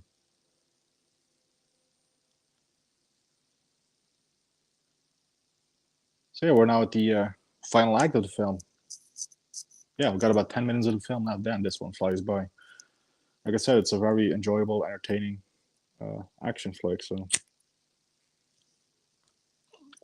time flies by with this one, and of course, a few wonderful people in the chat to thank for it as well. Harold without match. Now that's hardcore. Oh, there you go. Yeah, it is a mashup of Rebel. There you go. Yeah. Mashup of Rebel. Rebel didn't leave too much of an impression on me. I'm not sure I saw the mashup. Yeah, I've seen the Rebel version of it. That's for sure. I have, but I know it was retitled, and yeah. Oh, it's sold for Michael. He's gonna get on it. It's on his one list now. Oh yeah, that's an underrated one. Yeah, Stallone, Michael Caine, Pele, soccer movie, Victory or Football for my UK friends. Yeah, I'm not a big football or soccer fan, but I did like Victory. Again, it's also a bit of good sort of POW World War II film. So I do like that film, Victory, or Escape to Victory, as it is also known as.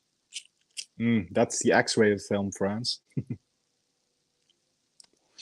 That's the X-rated one, the one that I just mentioned. Thanks, Yamia. I think this is in reference to my Stallone impression. Do appreciate that. Thanks very much. Oh crap. The comments jumped. Don't mind Rocky 5. Go for it. I saw it at the cinema, so yeah. One more round, Tommy. Yeah, I loved. Say what you want, but the street fight is awesome at the end with Rocky and Tommy Gunn. I love the street fight. Sounded a bit like John Voight, the Runaway Train, doing his speech. Ah.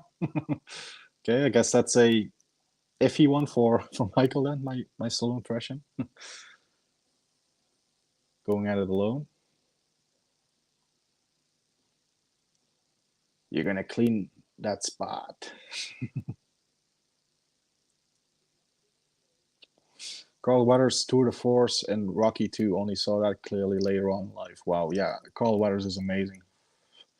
That scene between him and Tony Byrne in that office when Tony Byrne is like, "I know what you feel. Let it go. Let it go. You're the champ." And before that, he says like, "I saw you beat that man. Like I saw no man get beat before, and the man kept coming after you. We don't need that kind of man in our life." Tony Byrne also very underrated in that scene. He's really great, and Carl Weathers is mostly silent in that scene. It's his facial expression, but he does a fantastic job. It's probably one of my favorite Carl Weathers scenes, moments in the Rocky franchises. That scene with him and Tony Byrne. Remember Rebel having a very shit video cover? Yeah, that's yeah. Most of those early ones probably did. Love Michael Caine. Almost everything he did during the 60s, 70s, and 80s is great. Wasn't Jaws the Revenge in the 80s as well? Every time we just got to bring up Jaws the Revenge, don't we? But no, I do love Michael Caine. Probably one of my favorites is him and Sir Sean Connery in The Man Who Would Be King. That's a fantastic movie with Sean Connery and Michael Caine. I love that film. Rocky 5 does get better with age. I think it became more acceptable after Rocky Balboa. I think so, yeah, and maybe after Creed films as well. So yeah, I would definitely say it's grown on a lot of people, but it's still, I think, considered the black sheep of the franchise. Well, we do now have Creed 3, so maybe that erases it a little bit. That maybe evens it out. And by the way, I still haven't seen Creed 3, and again, I have no intention to. Party at Kitty and Studs, aka the Italian Stallion, which was retitled that way after, of course, Rocky. So yeah. But that is the X-rated film. I think we actually have a DVD release of that here in the Netherlands. I've seen that on a couple of sites. I was like, shall I get it for its Stallone collection? I mean, I would like a complete collection, but I don't fancy seeing that.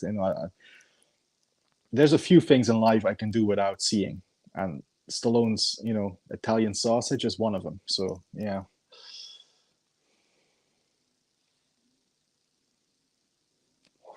Love Get Carter. Kane is the man in that. Yeah.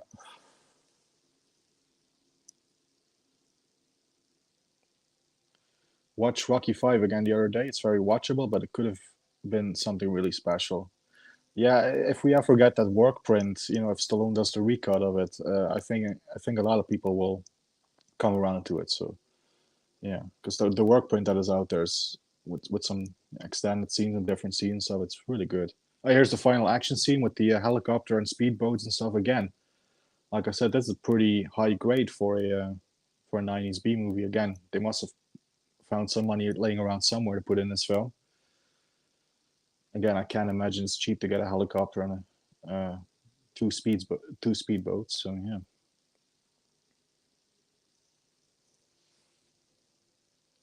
Guardian Angel was, I think, one of the very few of our movies that weren't censored here in the UK. Well, that's good, yeah, because I know a lot of the Hong Kong ones are censored. I'll have to ask Gareth how long his videotape of Lady Reporter runs, because we might have issues tomorrow otherwise, because I think the Blu-ray is uncut. I hope so. Like, Gareth, if you're still about, let us know how long your VHS tape runs for. Otherwise, because we have to decide which TV screen we're going to put on tomorrow, this VHS or the Blu-ray. Matt has the same experience with the Escape Plan sequels as me. Yeah, again, like I said, the second one was terrible. I watched the third one, a little bit better, but couldn't get into it. Definitely the first one is better with him and Arnie. What rating was this in the UK, Michael? I can't imagine this being higher than a 15. Well, it's an 18 in Germany. Yeah, it is an 18 in Germany. Yeah, it is quite violent at times. Some blood script and stuff. Yeah, might have been a 15 in the UK, but I'm sure, as I am behind on the chat, I'm sure somebody has answered already. Didn't even like the first escape plan much. Felt like we waited 3 decades for this. Yeah, I can see that. They definitely should have teamed up in the 80s or the 90s. You know, Stallone and Arnold, but I'm happy with Escape Plan. I'm happy that we got that film anyway. And I do like it, but yeah. Yeah, that speech when he is denied his boxing license in 6. Which obviously it gets approved later after the speech, but it's your right to listen to you, God. Hey, nobody's right to say no. If you're on the right, be where you want to be and do what you want to do. You only get the more things you gotta leave behind. That's life. The only thing I'm asking you guys to leave on the table is what's right. That quote hits me so every time, so powerful it is, definitely.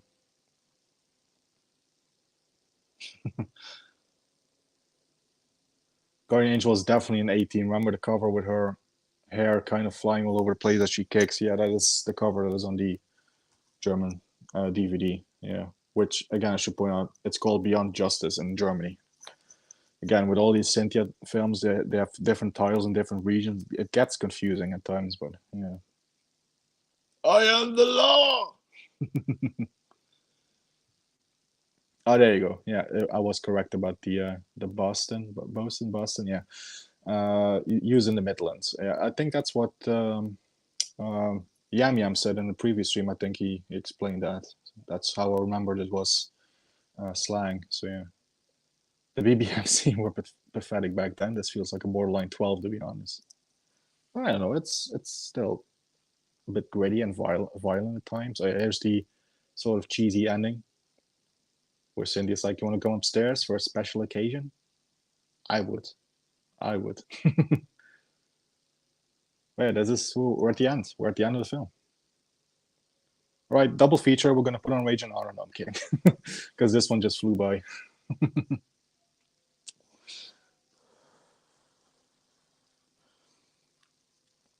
Probably one of the shorter films I've watched on a watch party. Well, okay, to be fair, I did Showdown Little Tokyo with Gareth. That film is only an hour and 15 minutes, so that's the shortest one I've done. But this one definitely flew by. So let's see. I think Richard Norton is credited here in the end credits for his fight choreography. Let's see if we can spot that. Got assistant directors, production assistants, gaffers. No name that I recognize, sadly, but if Echo is here, I'm gonna see if we can spot who who did the catering.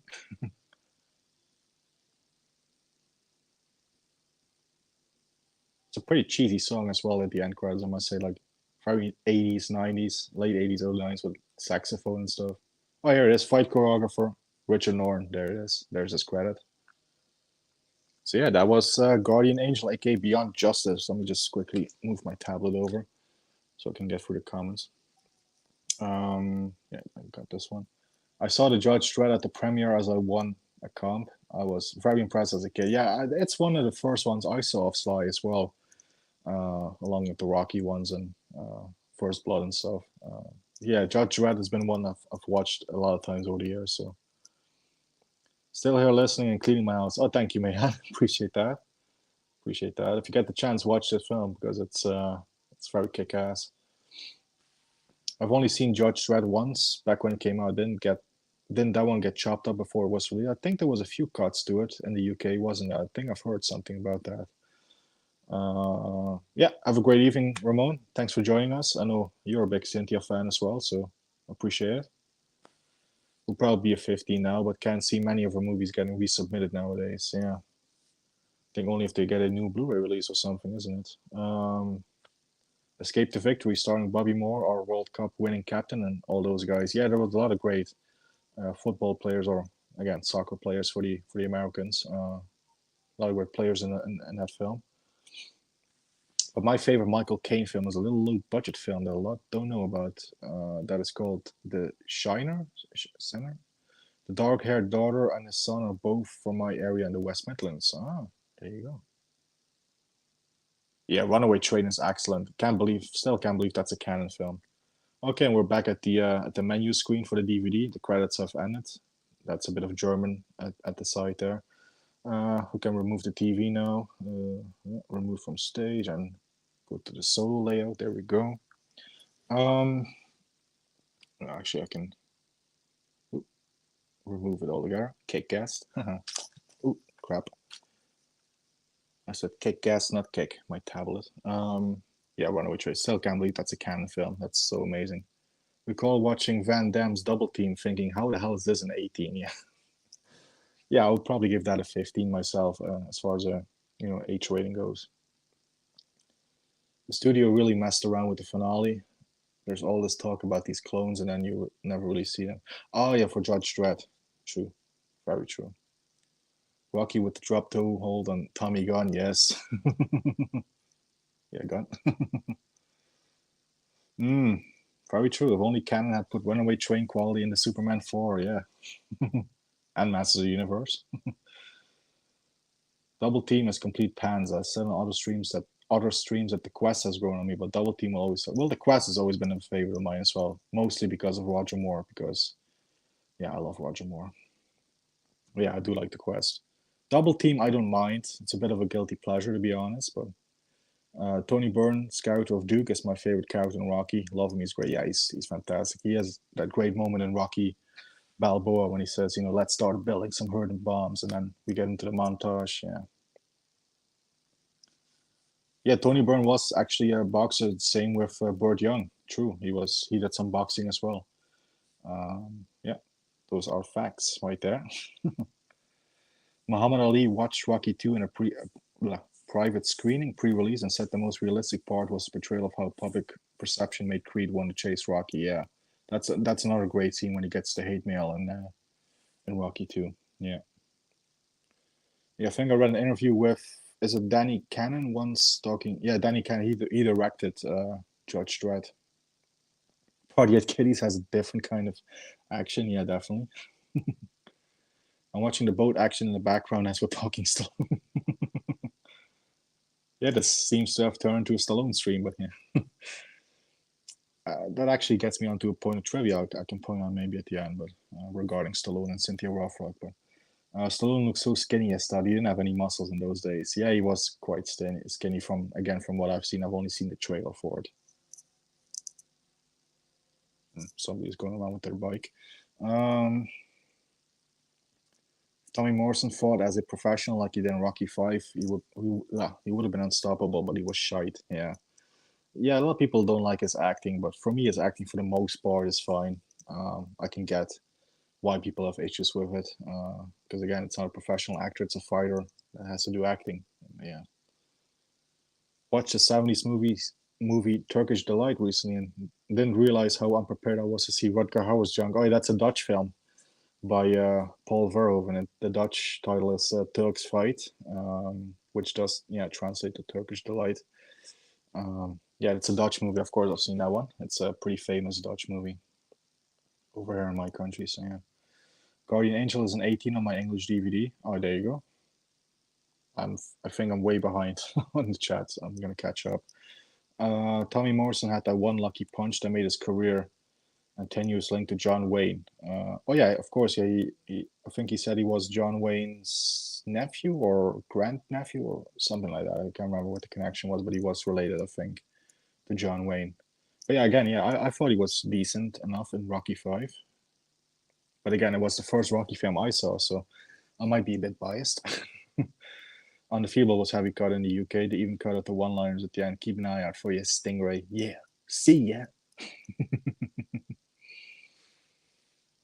Yeah, can't believe why they cut that. Always feel like a Coca-Cola after Double Team. Yeah, there might be a reason for that. Yeah, a lot of funny bits missing. Weird, because there was a Rutger Hauer in the UK called Beyond Justice. Oh, okay. I'll have to see which one that is. Might be a different title for something. Tommy Morrison was a great boxer. A prime Tommy Morrison and a prime Mike Tyson would have been a great fight. Similar fighting styles with both power punches, quick strikers, both tough. Yeah, that's a fact. Or for my lunch break. Great stream. Good day, everyone. Oh, thanks, Professor. Have a good lunch. We shall see you soon. Thanks for joining us. Indeed, Little Professor. Yeah, Showdown Little Tokyo is super short indeed. Like I said, I did watch party that with Gareth. Yeah, that one flew by like that. Ray Mercer ended Morrison's career with a brutal knockout. With that brutal knockout, they were sickening punches. I have seen that fight. That was pretty brutal. Yeah, saw that fight on YouTube. Yeah, good night, Professor, or good day. Everyone's favorite Kane movie is surely on Deadly Ground. Yeah. Keep the cue cards up. I can't bloody see them down there. Fuck, these animals stink. Bring me a washcloth. I said this before, but I kind of have a soft spot for the island with Kane. Oh yeah, thank you. I remember you talking about that. That's the one with Kane and the 50 caliber machine gun sequence, isn't it? I think you told me about that when I did my Uncharted Drake's Fortune playthrough. Yeah. Don't mind Double Team and Knockoff. Knockoff is probably my least favorite Van Damme film, if I'm honest. Knockoff, I really couldn't get into it. I'll have to give it a rewatch. But from what I remember, I really couldn't get into it. Again, I'm not a big Schneider fan, so that might be it. But yeah. Have you seen RoboDoc, Jeff? It's awesome. Paul Verhoeven is really cool and very open. I have not. That is actually on my list of things to watch. I have heard great things about it. Yeah, documentary about the RoboCop film. That is definitely one I will have to check out for sure. Definitely. The stream is at 13 likes, my favorite number. Yeah, 13. Good number. It's a good omen. Anyway.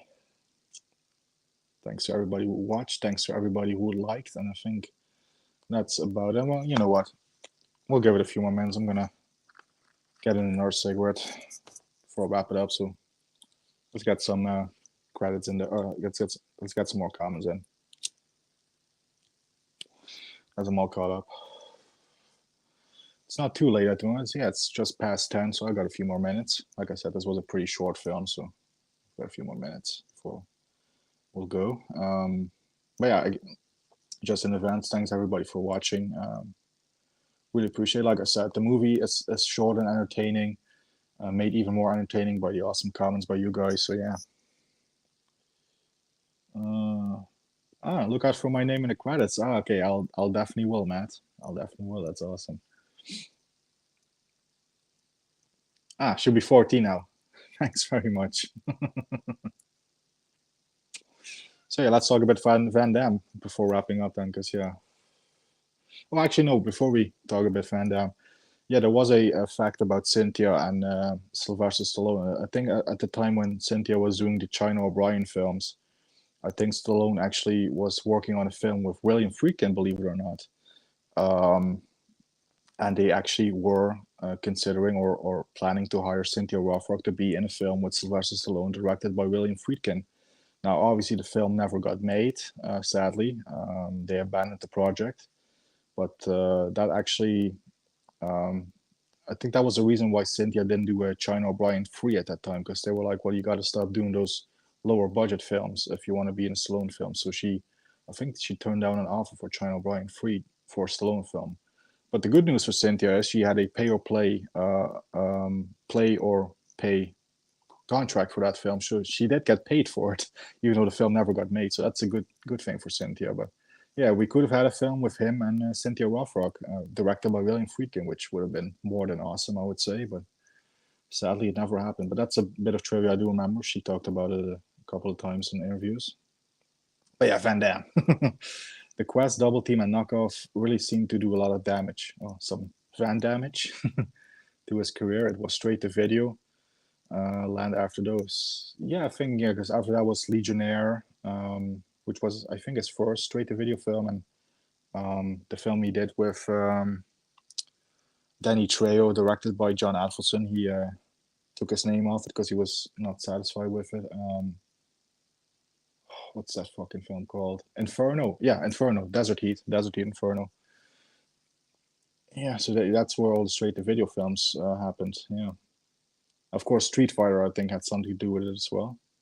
It's Matt the Great. So yeah, thank you. I think I maybe skipped over this one, but yeah, thank you for that, Matt. Thanks for tuning in. I'm looking forward to us doing Undefeatable soon in the near upcoming future. But Michael is saying The Quest was the first one I remember not liking much at all. Yeah, I can see a lot of people don't like it, but again, for me, I loved it, mostly because of Roger Moore. And again, apparently Roger Moore and Van Damme didn't really get along during filming, but Roger Moore is always the consummate professional. He was always the consummate professional, I should say, and he definitely didn't let it show on camera and stuff. And I think he still does a great job in the film. And he has some good scenes with Van Damme. But yeah, Roger Moore always a great guy, always a consummate professional. Yeah, but I do like The Quest. It is, admittedly, it is a Bloodsport ripoff, but yeah. Oh, there's 15 likes. So thanks so much, everybody. Thanks, guys. Really appreciate it. Sly, Rothrock, and Friedkin miss opportunity for sure. Yeah, definitely. Definitely. That should have happened. I mean, just even without Cynthia, just Stallone doing a film with Friedkin, that would have been so interesting. Especially because Friedkin didn't get on with Pacino. And, you know, not saying Stallone might be on the caliber of Pacino, even though I love Stallone, but I wonder how he would have got on with Stallone. But yeah, we'll never know. Yeah, Roger Moore didn't have good things to say about Van Damme. I think, of course, we all know Van Damme is, you know, JCVD. I think Roger Moore dubbed him as JC or Jean-Claude Venereal disease instead of Jean-Claude Van Damme. He said, yeah, he called him Jean-Claude Venereal disease. Quite like Desert Heat, but again, you could tell the decline at sort of. Yeah, actually, I like Desert Heat or Inferno. It's a very underrated one for me. It's not a top 10 Van Damme film, but it's an honorable mention. Wasn't that Friedkin film The Executioner? It was based off a series of books. I think that's what it was. Yeah, yeah, but yeah, it sadly didn't get made. They abandoned the project sadly. So yeah. Excuse me, my cat is calling for attention. What is your favorite Cynthia Rothrock movie? That's a tough one. I love this one that we just watched, Guardian Angel. I love Sworn to Justice. I love Undefeatable. Undefeatable would definitely be up there. I love the Raging Honor film, of the China O'Brien films. Probably Yes, Madam is my favorite of hers. Definitely my favorite of the Hong Kong films that she did. Even though I love Righting Wrongs, aka Above the Law as well. And Lady Reporter, which, again, plugging that one for tomorrow. It's coming up tomorrow around this time, or well, a little bit earlier now. But yeah, tomorrow I will be doing Lady Reporter with Gareth Video Tasties.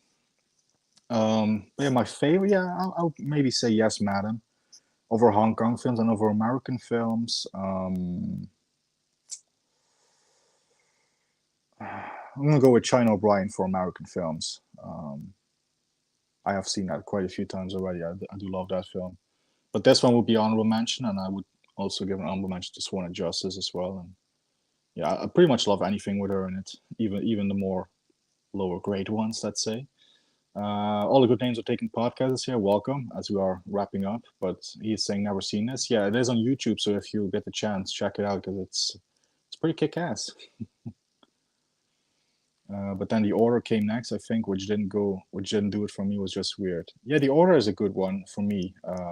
Directed by Sean Ledich, who again, thanks to Gareth, I had the amazing pleasure and honor of talking to Mr. Shalon Ledich, who directed Double Impact and works on Bloodsport and stuff. I did like The Order for a straight-to-video film. It was decent. Franz is saying, let me just extinguish my cigarette. There we go. When I saw Stallone back in 2014, I queued to ask him a question, but did get the chance. Oh, did not get the chance. Okay, I was gonna ask him about the Friedkin film. Okay. Didn't get the chance. Yeah, I figured that. Me neither. Need to brush up on my Rothrock. Yeah, definitely, guys. She has done some really great films. Again, don't expect high quality, Godfather levels of filmmaking with these films. There are cheap, B action movies, but in that field, they are entertaining. Especially Michael Myers. I know, just like me, you've watched a lot of the Seagal films. If you like the Seagal films, definitely give some more of Cynthia films a chance because Yeah, she's awesome. She is truly awesome. You're killing it with the content. Keep it up. Oh, thanks so much. Really appreciate that. Thank you. And yeah, again, tomorrow another watch party. Tomorrow I'll be joined by a guest. I won't have to do as much talking because I am feeling my throat is getting a bit dry. But yes, madam, I think it's called something else. So yeah, I think Super Cops or City something with cops. I think in the title. But the Blu-ray that I got from the UK, it has the Yes Madam title on it. So yeah.